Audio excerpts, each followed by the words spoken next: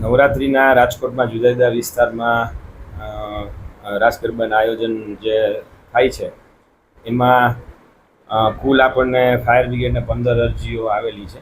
15 અરજીઓ એટલે મીન્સ કે આ વખતથી સરકારની ગાઈડલાઇન જે છે એ પ્રમાણે આપણે ડિક્લેરેશન જ આપવાના છે.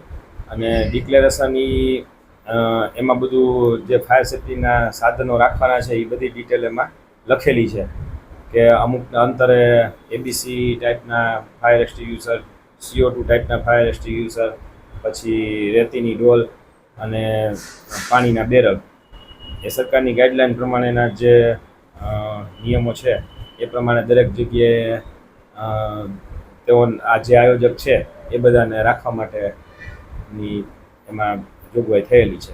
હજી નવરાત્રિ શરૂ થવાને થોડા દિવસો છે એટલે અત્યારે અમારા ફાયર બ્રિગેડમાં કુલ જુદા જુદા ફાયર સ્ટેશનમાં 15 ડિક્લેરેશન આવેલા છે. સાહેબ, ખાસ કરીને અત્યારે વન ડે પણ ચાલુ થઈ ગયા છે. એક દિવસ નવરાત્રી, વેલકમ નવરાત્રી અને બાય બાય નવરાત્રી, એ એક દિવસનું આયોજન થતું હોય તો આ લોકોને પણ આ મંજૂરી લેવી પડશે કે એમાં એ લોકોને ડિક્લેરેશન આપવાનું છે. એક દિવસનું આયોજન હોય, બાય બાય નવરાત્રી હોય કે વોટેવર, એમાં ડિક્લેરેશન આપી અને એ લોકોએ ફાયર સેફ્ટીના જે સરકારના નિયમોની જોગવાઈ છે એ મુજબ બધા ફાયર સેફ્ટીના સાધનો રાખવાના છે. અને એની સાથે એનું સોગંદનામું અને જે ફાયર સેફ્ટીના સાધનો રાખેલા હોય એમનો ડિક્લેરેશનની સાથે ફાયર સેફ્ટીના સર્ટિફિકેટ અને એ બધું એટેચ કરવાનું હોય છે.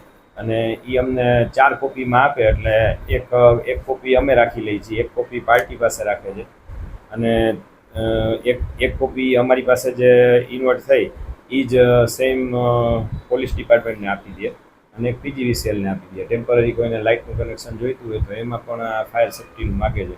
તો એ ડિક્લેરેશન છે એ જ માન્ય છે. કેવી રીતના સાહેબ કામગીરી નવરાત્રી દરમિયાન રહેશે ફાયર વિભાગની?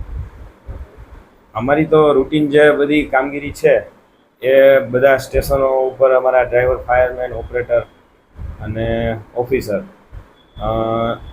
આમ જોઈએ તો વધારે પડતા ફાયરના જે જવાનો છે એને અમે તહેવાર હોય ત્યારે રજાઓ ઓછી આપીએ છીએ અને ક્યારેય કંઈ બનાવ બને તો શું છે પહોંચી વળવા માટે આપણે ત્યાં સ્ટેન્ડ બાય દરેક ફાયર સ્ટેશન ઉપર દરેક જગ્યાએ દરેક શિફ્ટમાં ફાયરમેનને બધા અમારા કર્મચારીઓ ટૂંકમાં કાર્ય ત્યાં હોય જ છે.